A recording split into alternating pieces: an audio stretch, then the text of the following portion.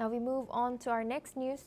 Germany, France and Britain are planning fresh nuclear talks with Iran in the coming days.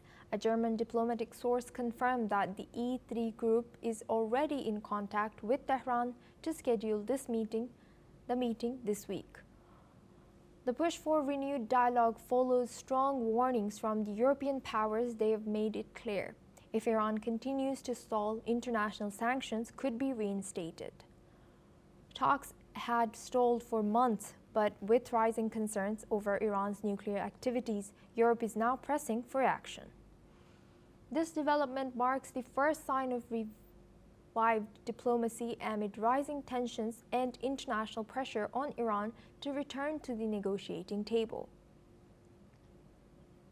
Now we are joined by guest Raymond Vickery. He's a former U.S. Assistant Secretary of Commerce, joining us live from Washington. Thank you, Raymond, for joining us today. Good to see you. Now, what role can the U.S. play in coordinating with European allies to ensure that economic pressure on Iran is aligned with broader strategic as well as commercial goals going forward? Well, thanks again for having me. I believe that there is a great role that the United States could play and was playing. Unfortunately, under President Trump, the approach has not been one of waging peace, but waging war. Waging peace requires carrots and sticks. It requires international cooperation, and it can't be just reliance on bunker buster bombs to be able to solve the problem. The President of the United States has claimed that the nuclear capacity of Iran was obliterated by the use of bombs. It turns out that U.S. intelligence sources say that one site was pretty well taken out, but that two more remain. In other words, the problem hasn't been solved just by the application of sticks.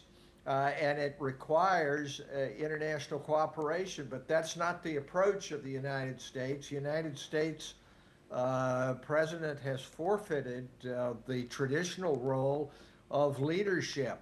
This leaves the entire world system to try to compensate in some way. And of course, the Europeans are going their own way on it. It will not be as effective as if the United States was involved, because the U.S.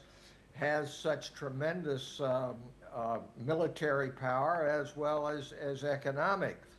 But this is what happens when you go for an America first, last and only approach and think that by using heavy artillery, bunker busters, you're going to solve the problem.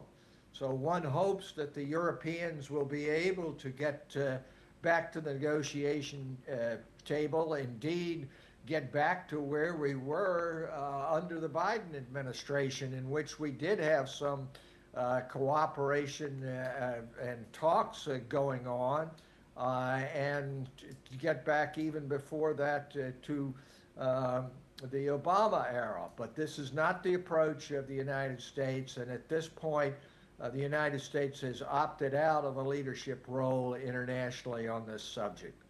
Thank you very much, Raymond. Please stay with us as we stay on the topic now. We move on to our next news. South Korea's national